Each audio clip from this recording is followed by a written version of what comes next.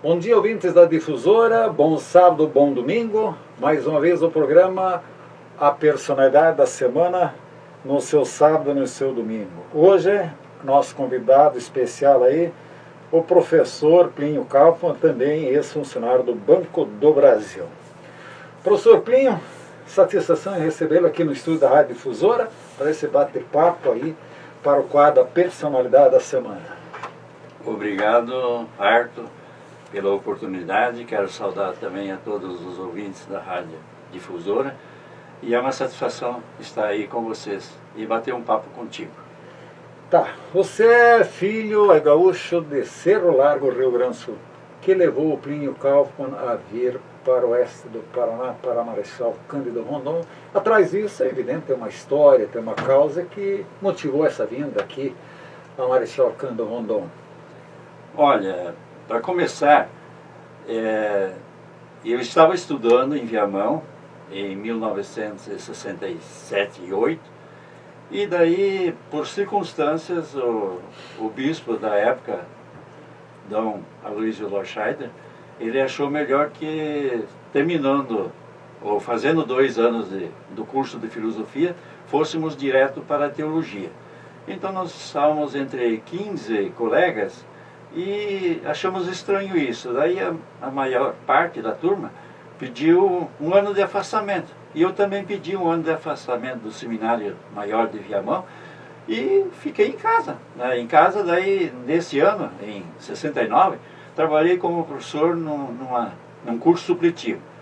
E os padres, naquela época, como tinha muitos seminaristas, nem fizeram muita questão de ir atrás dos seminaristas para ver se voltariam ou não voltariam, e no fim acabei ficando em casa. E aí, em 69, lecionei lá na Vila Santa Catarina, e em 70 fui para Cerro Largo trabalhar numa associação rural. Lá, quando peguei a primeira férias, pensei, mas eu vou embora daqui, eu vou procurar outros lugares para ver se tem talvez uma situação de trabalho melhor do que a gente tinha aí.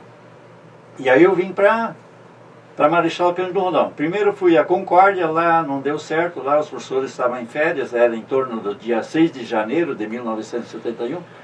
E aí eu digo, mas eu tenho uma tia morando lá em Quatro Pontes, Cecília Benck. E aí tomei ônibus e vim para cá. Chegando aqui, no final de semana, a Rádio Difusora até noticiou que estavam abrindo os ginásios na região, e um dos ginásios era o de Iguiporã. Segunda-feira eu peguei o ônibus para Rondon, vim aqui e digo, o que eu vou fazer? A minha ideia, olha, eu vou falar com o prefeito. Eu fui lá na prefeitura e que o nosso amigo de Almo Selimiro Perch me recebeu e me deu uma recomendação, diz que eu tinha falado com ele, e recomendando que pudesse ser contratado como professor. Com isso eu fui até Iguiporã, e lá quem eu encontro lá fazendo as matrículas por ginásio, a abertura do ginásio, o professor Hugo Ross. Hugo Ross era meu colega de estudos em Uruguaiana, no Rio Grande do Sul, lá na fronteira. E aí ele falou, nossa, mas aqui eu acho que nós vamos fazer um negócio. Só que o nosso presidente não está aqui agora, ele está em Rondon, o senhor Elmo Lauro Gal, que era o presidente do ginásio lá de Iguiporã. E daí ele falou, me deixa o local que você vai estar nesses dias e nós vamos te procurar. Eu falei, amanhã eu vou estar lá em Flor da Serra e visitando amigos lá. E foi o que aconteceu, de repente lá numa cancha de bocha que eles tinha um comércio lá, nós sentados lá, de repente alguém veio do interior lá da casa, que eram nossos amigos, do Afonso Sauer lá também, e falou, você é o Plínio Kaufmann? Sim. Olha, eles acabaram de noticiar na rádio que o Elmo Lauro Galo e o Hugo Ross estão vindo atrás de você. De repente, lá estavam eles, lá em Flor da Serra. Aí pediram para voltar para Pato Bragado para fazer um contrato, de que realmente em março de 1971 estaria aqui em Rondon, e fizemos isso. E aí 2 dias depois, eu retornei para o Rio Grande, dei os 30 dias lá na empresa que estava trabalhando, e em março início, já metade de fevereiro, já estava por aqui na região. Já estava prontinho para lecionar. Prontinho para lecionar, exatamente. Tá, mas eu vou voltar um pouco ao município de Cerro Largo, no Rio Grande do Sul. 4 Pontes, Flor da Serra, 2 Irmãos. São 3 localidades, 3 cidades, 3 pontos, que são praticamente filiais de Cerro Largo, no Rio Grande do Sul, né? Me parece que recebeu o maior contingente de Cerro Larguense, se chama? O Isso. gentílico, Cerro Larguense? Cerro Larguense. Tá. Como é que surgiu a cidade de Cerro Largo? E ali a história de Cerro Largo ela é bem antiga, né? Certo. Isso aí começou mais com o padre Max Lasberg. Ele que praticamente fundou a cidade de Cerro Largo, mas era uma cidade assim, a cidade de Cerro Largo é bem antiga mesmo. Então vieram os primeiros colonizadores, a tal ponto que o meu pai, por exemplo, ele veio de Lajeado, um pouco do lado, Estrela. Veio de Estrela e veio procurar... Saiu das colônias velhas, das né? colônias velhas, lá perto de Porto Alegre, e vieram para aquela região. E ali se estabeleceram, e a tal ponto que onde ele foi morar, o meu avô e o pai, os pais, a casa está lá ainda, sendo morada por meu irmão Luiz. E ele continua lá. Então, a colonização de Cerro Largo foi uma colonização assim bem lenta e assim de um povo que veio principalmente da colônia velha ali. E essencialmente me parece católica, né? Sim, lá era todo mundo era católico. A tal ponto que o pessoal que veio aqui, por exemplo, para 2 Irmãos, 4 Pontos, ali a comunidade católica teve assim maior força, viu? Porque eles já vieram de uma região católica, né? Muito forte. Até pela colonização feita pelo padre Max Lasberg, que também foi fundador aí de cidades em Santa Catarina, Mundaí, Maravilha, São Carlos e Porã, e também colonizou cidades em Misiones, na Argentina, junto com o alemão o engenheiro Colmey, Puerto Rico, Eldorado, esta região aí, né? Então, e por que do nome Cerro Largo? Bom, era no começo Cerro Azul. E daí, como já existia uma cidade Cerro Azul, tiveram que mudar o nome. Na realidade não teve assim, por causa que ela realmente tem um cerro muito grande, né? E a cidade fica assim, como que num bacião assim, e cercado de morros. E mesmo assim, você falou do padre Max von Lasberg, que nem esses jesuítas que estavam ali, nós temos os 3 mártires do Rio Grande do Sul, né?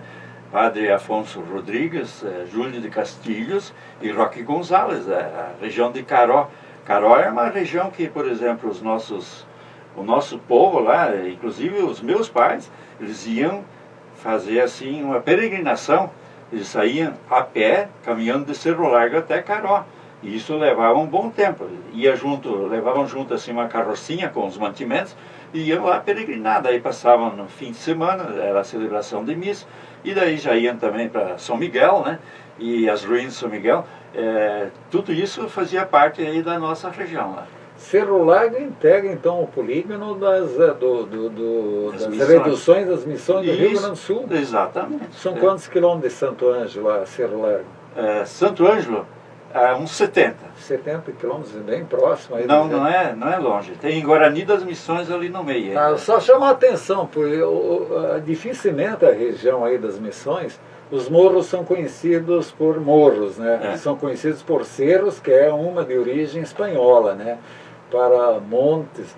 Aliás, monte em espanhol quer dizer mato, floresta, né? Mas é o que nós conhecemos aqui por morro no Rio Grande do Sul, na região da Campanha, na região das Missões, é conhecido como cerro, né? Exatamente.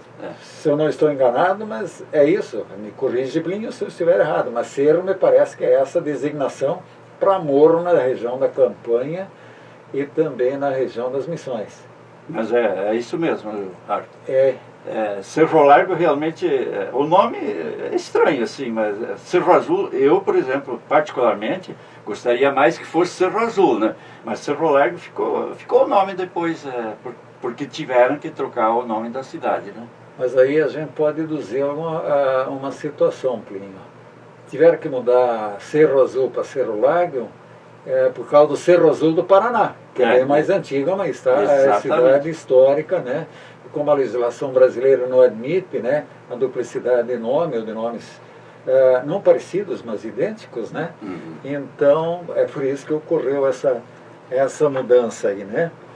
Tá, Plínio, que dia que começaram as aulas em março de 1971. Então, o que aconteceu? Chegando em Guiporã, aí nós fomos acomodados na casa do senhor Arnaldo Brandt. Para uma curiosidade minha lá, tivemos mais dois outros colegas, o Moacir Moratelli e o Nilson Franceschi. Quando nós encontramos lá, comecei a falar com o Nilson Franceschi e comentando o estudo dele, onde ele fez, aí ele me falou que ele era de Erechim, lá de Tenente Portela, mas que tinha estudado em Erechim. Digo, de Erechim você fui para Viamão. No final de contas, em 68, nós estudamos juntos lá em Viamão ainda. E fomos se encontrar aqui em Guiporã, no quarto lá do senhor Arnaldo Brandt. Então foi mais uma coincidência muito gratificante que tive com esses colegas meus que estudamos juntos lá em Viamão. Mas assim, o início das aulas ali na vila de Guiporã não foi uma coisa assim tão simples. Era um ginásio que estava abrindo. O grupo escolar Floriano Peixoto, na realidade não era grupo escolar ainda, era apenas uma escola. Ela funcionava em salas de madeira, bem ali na avenida principal, né? Luiz Ernesto Fleck, né? Isso. E ali era pequeno, tinha espaço para duas salas, né? Três salas. Três salas de aulas, que eu me recordo. E então, o que aconteceu? Nós abrindo o ginásio, nós tínhamos que fazer aulas à noite e fizemos só aulas à noite porque não tinha espaço para salas durante o dia. Então nós abrimos com 3 turmas, 97 alunos, né, na primeira largada, né, e começamos a lecionar por aí. Mas em meados de 1971 já foi inaugurado o grupo escolar Floriano Peixoto. Aí melhorou a situação, né? Aí ficou um ambiente... Seis salas, né? Não, eram 4 no começo. 4 no Depois começo? Foram emendadas mais 2. Eram 4 salas. Era um padrão de escolas que eram construídas na região, né? E era muito... Padrão Fundepar, né? Isso, padrão Fundepar, bem lembrado, Arthur.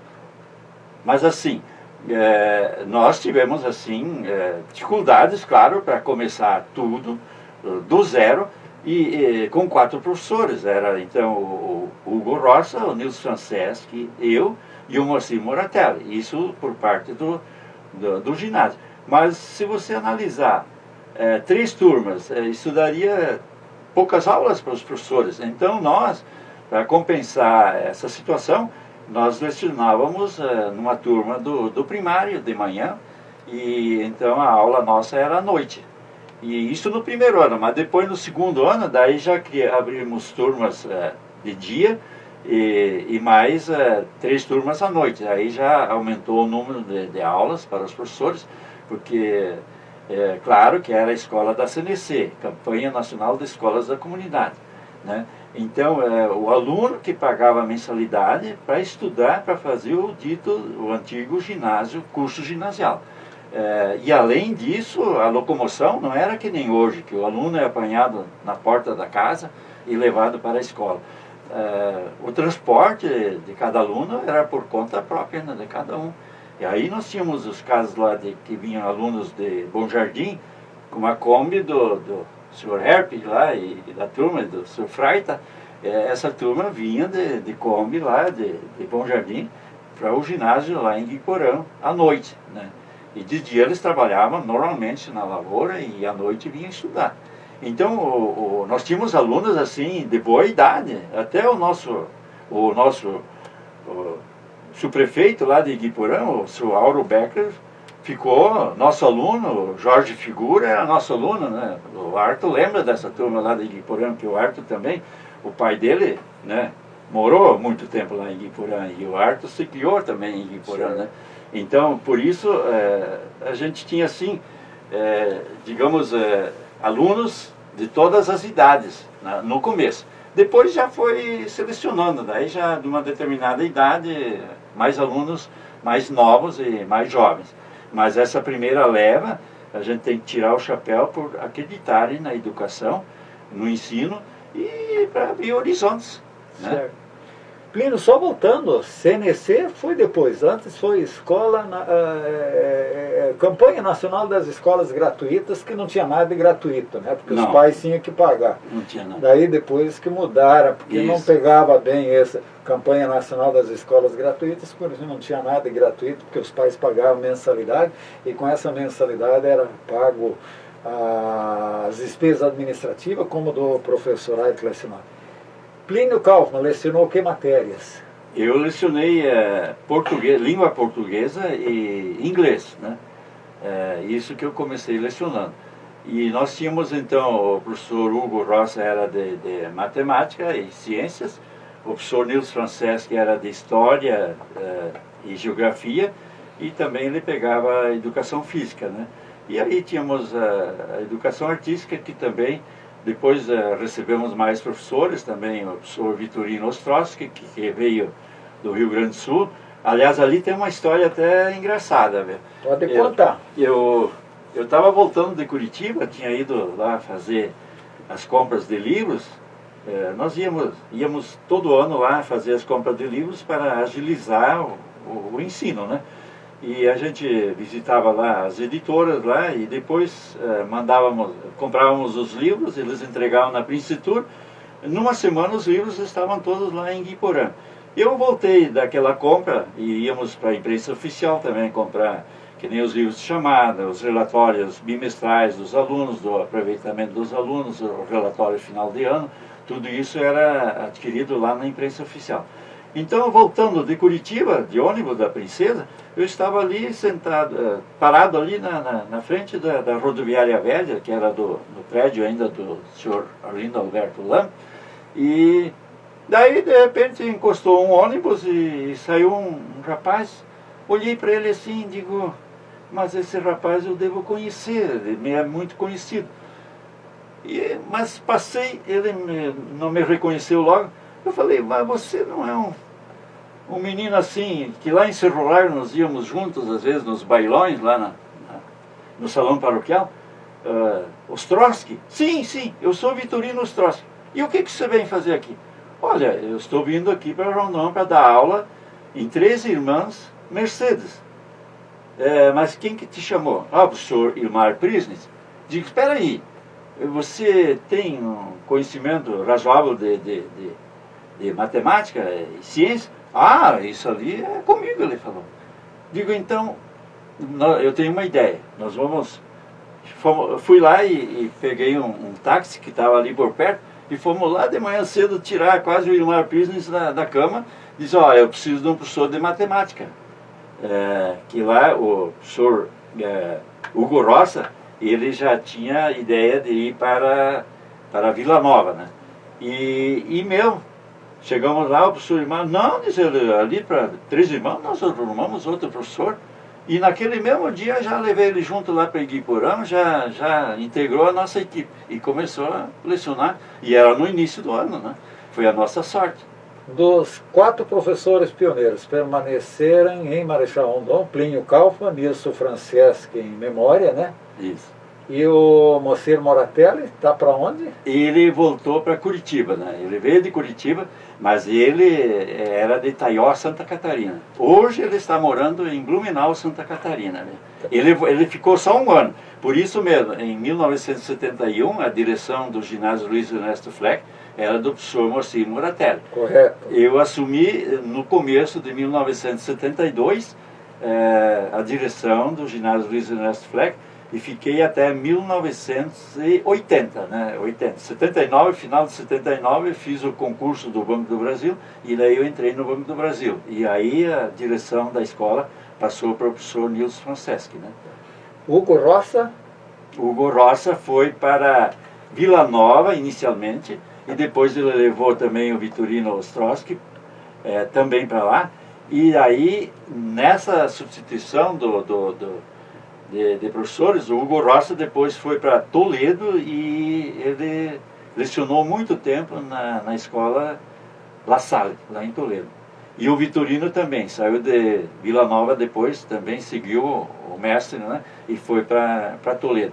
Nesse ínterim, aí ficamos de novo sem o professor de matemática. Daí entrou em Ibiporã o professor Odilo Thomas, que era professor e diretor em Bom Jardim, exatamente. No grupo escolar Afonso Pena. Isso. Exato. Plínio, quantas turmas formadas em Ibiporã de ginasianos? Quantas turmas? Bom... Até o teu tempo, né? Até 80, você não tem como afirmar do tempo que depois, foi, né? Depois. Bom, eram 9 turmas, então, até 80, né? Certo. 9 turmas e o bonito é que, por exemplo, em 1974 nós fizemos a primeira formatura, né? Até temos aí o convite, né? E com quem era nome da turma, eu até nem tive tempo assim de olhar, mas tem todos os nomes de turma os formandos. E aí, em 1974, formamos 41 alunos, né? E isso foi assim uma sequência depois, né? Em 74 começamos a formar 41 alunos, aí em 75 foram 24 alunos, em 1976, 16 alunos, em 77, 26, em 78, 32, e em 79, 38. E em 80, então, foi a turma com 33 alunos, em 80. Mas aí, já, início de 80, eu já assumi no Banco do Brasil. Em 80 também a gente pode considerar a diminuição da população à beira do lago em função das desapropriações da Itaipu, né? Por isso que declinou o número de alunos, as frequências, a procura de alunos pelo curso de ginasial.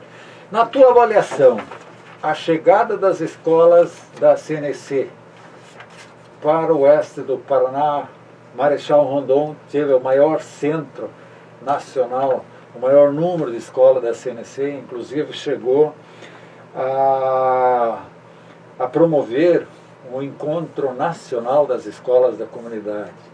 Na tua avaliação, isso representou uma expansão cultural, eu vejo assim, enorme no seio da população rondonense do oeste do Paraná, que levou à modernização da agricultura, da sociedade, inúmero de coisas. Eu acho que não tem como ver de outra forma esse acontecimento como algo muito importante que aconteceu a vinda dessas escolas, e a gente aí tem que louvar o prefeito Werner Wander e depois também o Delmo Silmiro Pérez por terem abraçado. Almiro Bauerman também. O Almiro Bauerman depois também, claro, evidente, dos outros distritos onde foram instalados. Foi uma causa que merece os melhores aplausos. Realmente foi para nós, a região aqui de Marechal Cândido Rondon, para o município, isso foi uma coisa muito positiva. Olha, nós tínhamos tantas escolas da CNC e isso culturalmente ajudou muito a população, né? Esses alunos, esses meninos que acreditaram na educação, eles saíram de um ambiente que, assim, tiveram menos novas luzes para a caminhada deles. Então nós tivemos alunos que, na realidade, talvez ficariam a vida toda ali no interior, e assim eles, abrindo os horizontes, eles foram buscar recursos, foram para fora e começaram a se destacar fora daí, e isso que ajudou muito. Olha, no nosso tempo, por exemplo, em Entre Rios, estava o professor Ademir Cassol como diretor da escola lá. Em Pato Bragada era o professor Idair Cassol, em Porto Mendes era o professor Francisco Geleschi, em Mercedes era o professor Salvino Vandelini, aqui em Rondon era o professor Arno Yerke, no Colégio Davi Carneiro. Isso, Colégio Davi Carneiro. Em Quatro Pontes era o professor Adelino Odilo Lunques, né? E em Margarida era o professor não era ainda o professor José Condes, era o Sartori, eu acho que era o diretor. Ele ficou, acho que pouco tempo, depois ele saiu. Mas assim, para a região aqui, se a gente encontra, nós fizemos um encontro, por exemplo, em 2018, nós fizemos o encontro dos 40 anos de formandos da turma de 78, né?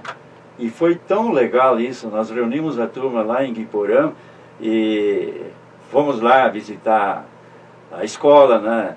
Fomos lá na sala de aula, onde eles sentaram naquela época, né? Eles em 78, então eles em 77, 6, 5 eles começaram, né, a frequentar a escola, 1975.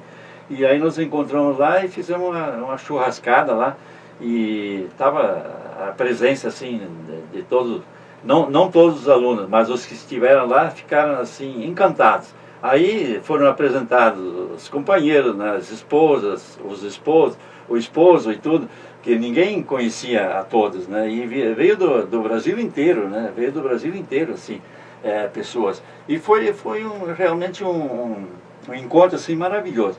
E em 26/12 agora, de 2021, agora em dezembro, fizemos um encontro da turma de 1980, né? Os 41 anos de 1980. E também foi fantástico, foi aqui na ABB, fizemos um encontro ali, era o grupo ali da família Herp, né?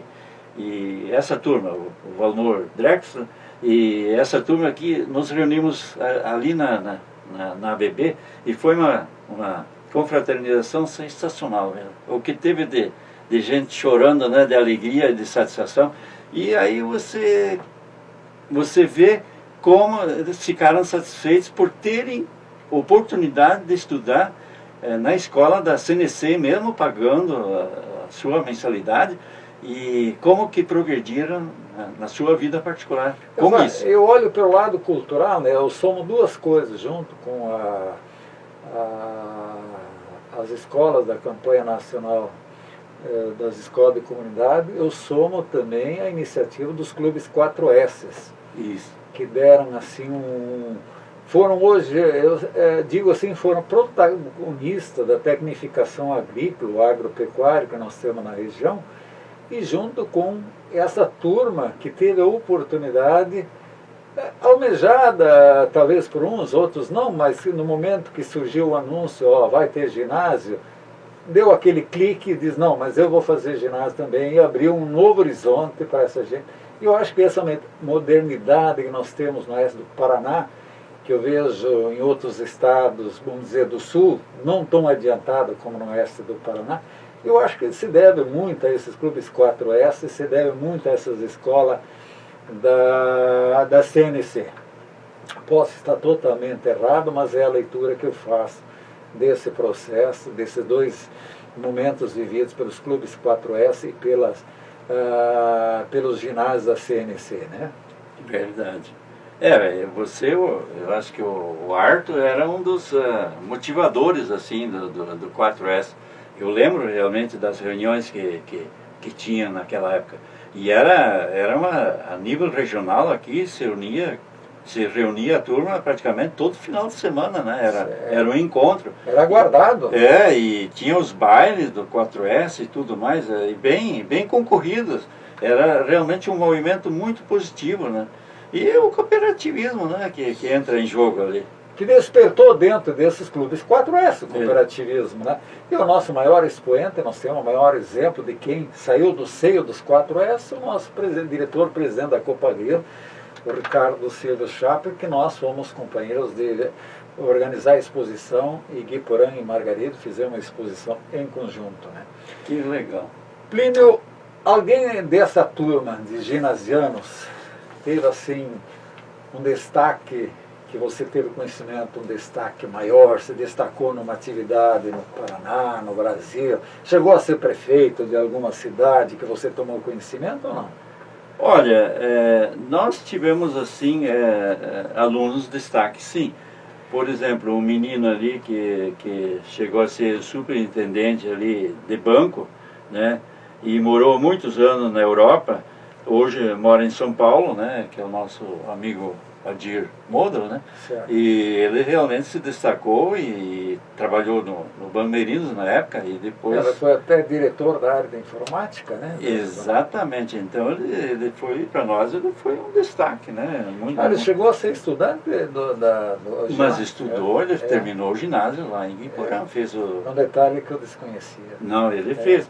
E outro é um produtor de sementes da Pioneer, que é o nosso amigo Edemar Cor, né, lá em Cristalina, perto de Brasília. Brasília. Ele tem assim uma montagem lá realmente fantástica. Destaque nacional, então. Exatamente. Velho. E depois na carreira militar nós tivemos um menino, agora já em memória, o Ademar Wolff, que também cursou o curso militar, né? Assim como também funcionários aqui administrativos da Agrícola Horizonte, né? Nosso amigo ali, Altair Stort, né? E a família Schontz, como também na Copel, Odair Schontz, radialista, né? Hélio Sandro, empresários, Nilson Achmann, Irineu Ribeiro. Então temos Ademar Negro, que tem uma pizzaria em Ponta Grossa de 28 funcionários, segundo. Então, a família Widecker também, da Dois Irmãos, né? Foram todos alunos do ginásio Luiz Ernesto Freire. E a Daísa Koch também, Clam, Valmor Drexler, né? Advogada Edith Moscone, professores, então, Inês Moscone, Lourdes Freire, Ingrid Dagmar Becker, Mari Lourdes Bernardi, que depois até se tornou diretora do ginásio Luiz Ernesto Fleck. Depois também a Ethel e a Vivian Figur, Helena Herter, Old Heman, né? Elsa Hoffer, que hoje foi professora universitária da Universidade. Exatamente, da Universidade. Então nós tivemos assim, até minha esposa, né? Foi professora e diretora de escola, e técnicos agrícolas como Cláudio Ratz, Paulo Freire, Paulo Royer, né? Promotor de justiça, Marileide Miller. Então nós tivemos assim alunos assim que realmente seguiram os estudos depois. Isso foi o ponto de partida, né? E fizeram o ginásio lá conosco lá. De repente eu esqueci de alguns. Eu peço até desculpa se, né? Se deixei fora o Irineu Ribeiro também, né? Ele também, né? Foi meu aluno também. Exatamente. Então então foi um pessoal que realmente se destacou. Não é que a gente ali, ao citar o nome desses aí, estamos desmerecendo os outros que continuaram numa atividade agrícola, numa atividade agropecuária ou numa situação. Todos têm o mesmo valor, esse é apenas um pequeno detalhe que a gente está agregando à nossa entrevista. Plínio, você chegou à carreira no Banco do Brasil em que ano? Em 1979, eu fiz o concurso. E daí, justamente, por que eu fui fazer o concurso? Eu via que as escolas da Campanha Nacional das Escolas da Comunidade estavam se tornando uma coisa meio onerosa para os pais, né? E deu uma seca em 78, acho que, ou 77, uma seca muito forte. Eu pensei, digo, mas olha, eu vou dar um encaminhamento diferente. Aí apareceu o concurso do Banco do Brasil em 79, daí entrei, fiz o concurso e passei. E trabalhei até o final de 79 ainda no ginásio, e em 80, então, no início de 80, eu vim assumir no Banco do Brasil, e aí me aposentei depois no Banco do Brasil. Foram quantos anos? 18, praticamente 18 anos. Né? Sempre atuando em Marechal Rondon? Sim, realmente. Eu trabalhava muito em postos de serviço. Postos avançados? Postos avançados. Entre Rios, Mercedes, e mesmo Copagrilo, ali no posto de serviço da Copagrilo. Mas Entre Rios foi uma fase assim muito legal. Olha o que acontecia. Nós saímos de manhã cedinho lá para ir trabalhar no banco. E aí, por exemplo, no final de semana, sextas-feiras, eu ia de carro com a Brasília Vermelha. E depois do almoço eu saía para lá para fazer compensação em Santa Helena. E daí ia para São José das Palmeiras fazer a compensação e voltava. E aí só fechava o caixa lá no banco e trazia a compensação ainda para Rondon, porque às 5 horas o maloteiro, que vinha de Guaíra, Passava a Mercedes e vinha aqui em Rondon levar o malote para Cascavel, para ser processado no SESEC de Cascavel. Era tudo centralizado. E se a gente perdia horário, você tinha que levar todo esse movimento para Cascavel para ser processado à noite. E outro dia de manhã o maloteiro já cedo entregava os relatórios com todos os lançamentos do dia. Então era um trabalho assim, tinha que ir 2 carros aqui de Rondon todo dia para Entre Rios.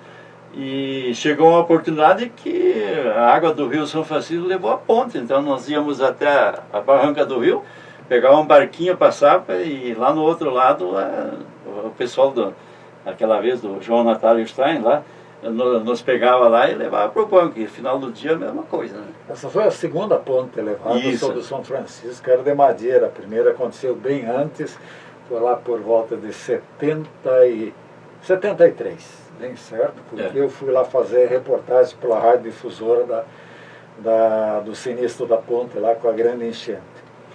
O sistema hoje ainda é o mesmo, Plínio, da compensação, ou modernizou? Não, agora... Como que é feito hoje? Isso era naquele tempo lá em que você estava no posto avançado de Entre Rios. Como que é feito hoje?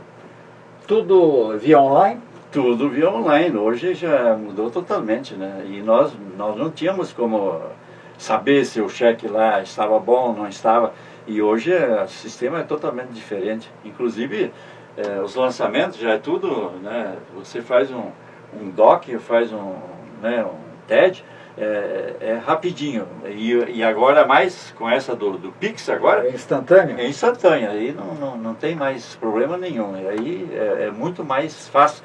Por isso também, na nossa época, nós chegamos a ter mais de 100 funcionários. Chegamos a ter mais de 100 funcionários no Banco do Brasil. Agência de Marechal. Exatamente. E a nossa ABB, então, era cheia de povo. Hoje, se fosse, por exemplo, a nossa ABB sobreviver só dos funcionários do banco, não sobrevive. Então, nós temos hoje o sócio comunitário, né?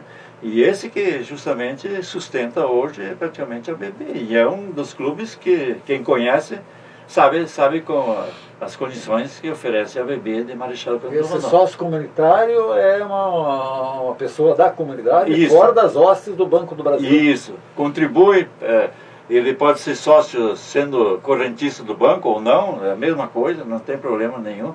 E realmente a ABB nos enche de satisfação. Hoje a administração da ABB lá está de parabéns, tem esporte lá. Além de 2 campos de futebol suíço iluminados, né, piscina, sauna, aí tem o campo de futevôlei, né, 2, mais 2 campos de tênis em saibro, e além disso tem aquele futebol suíço lá de grama sintética, né, de um grupo que se mantém lá na ABB. É muito legal. E o espaço que tem dentro do mato, assim, para você fazer um churrasquinho, é muito legal mesmo, excelente. Presidente da ABB, alguém do Banco do Brasil? Ou É o fora? Ricardo, nosso amigo Ricardo. Funcionário da agência? Isso. Tá. Hoje a agência do Banco do Brasil tem... qual é o número do quadro de funcionários? Aproximado, não precisa ser específico. Eu não sei se tem 25, eu acho que não chega a ter isso, não sei. Não posso te dizer isso. Para quem já teve 100 é um número significativo, 75% a menos. É verdade, tem bem menos funcionários agora que tínhamos. E o que levou a isso é a modernização do sistema de informática, né? Exatamente. Hoje, facilitou a vida dentro do banco e facilitou também a vida do cliente, né? Sim, hoje é uma facilidade enorme. É verdade. Plínio, você teve também uma forte ligação com a comunidade católica aí do Marechal Rondon. Me pergunta, esse misticismo católico, você traz de berço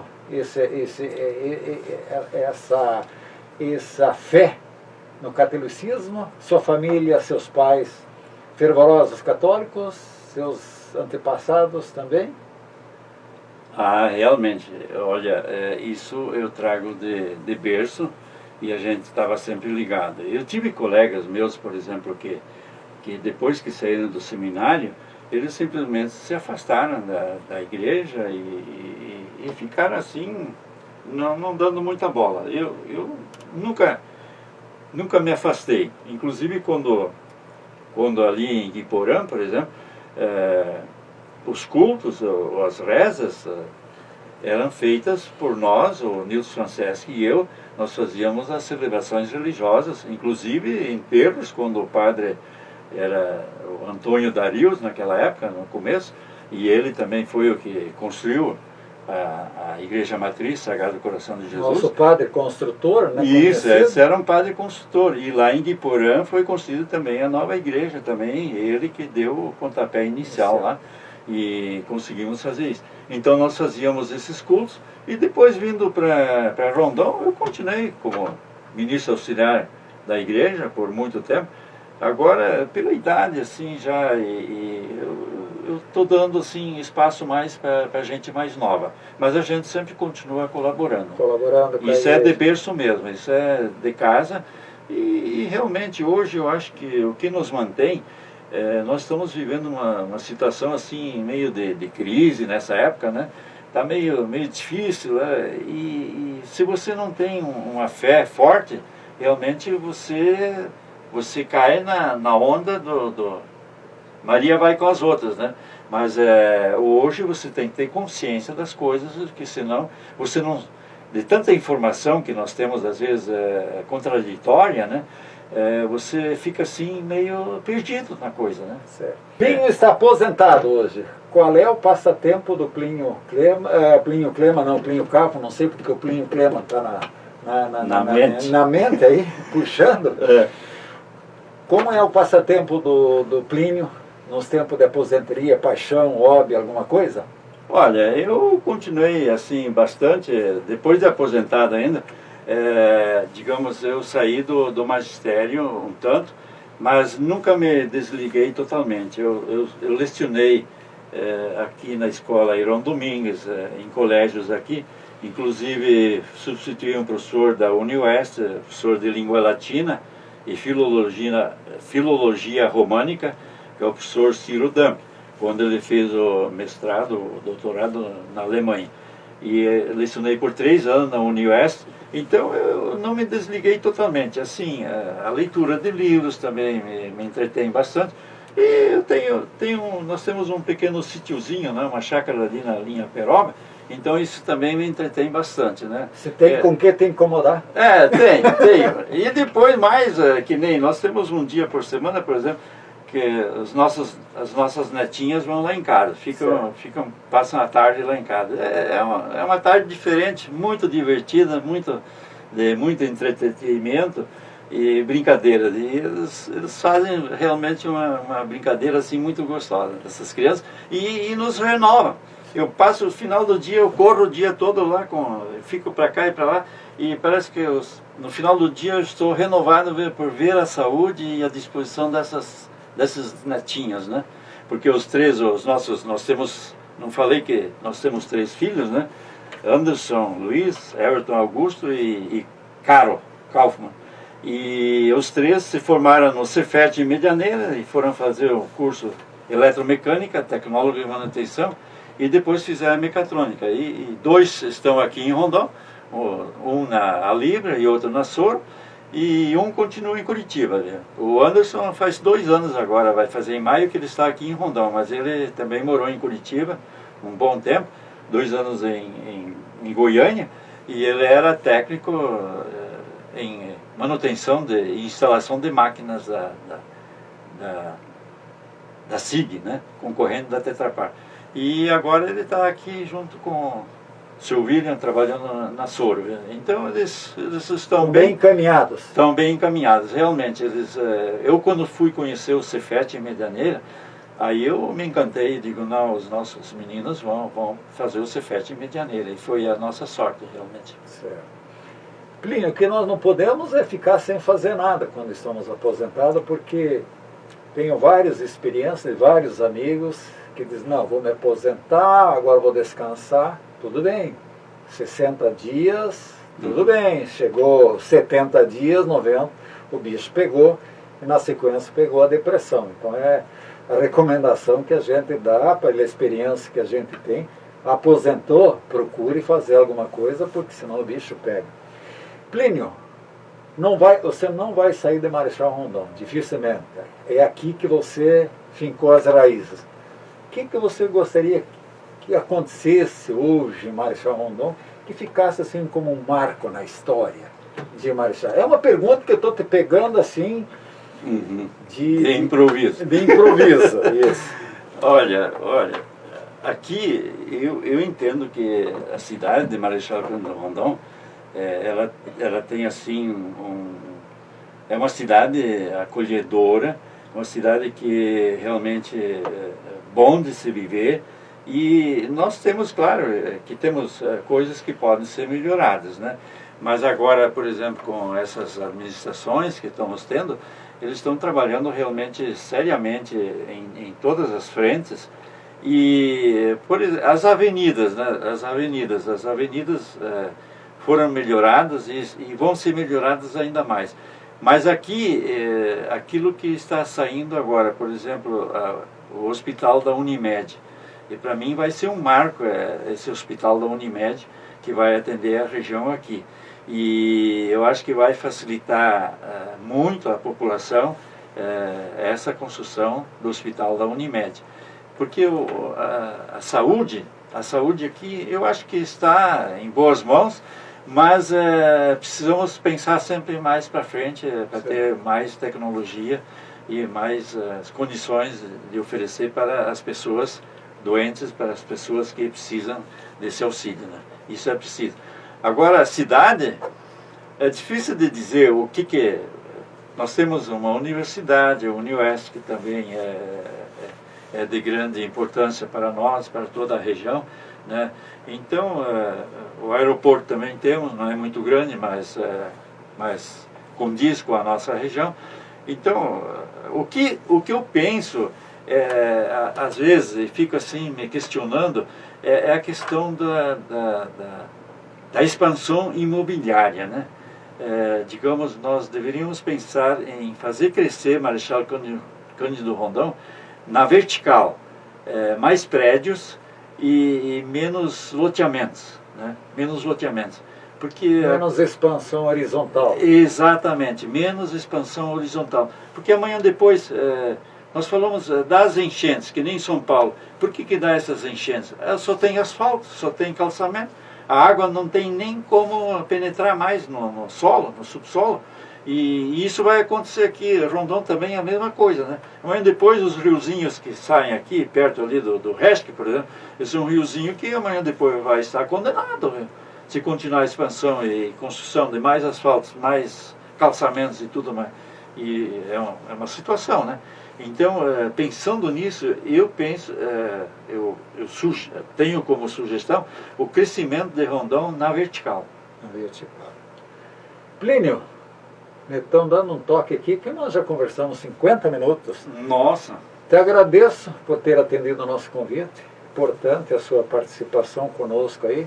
A gente tem muito a aprender, aprendi contigo, com certeza a comunidade, os ouvintes também vão aprender muita coisa nesse bate-papo que nós tivemos. Te agradeço mais uma vez e até uma próxima oportunidade.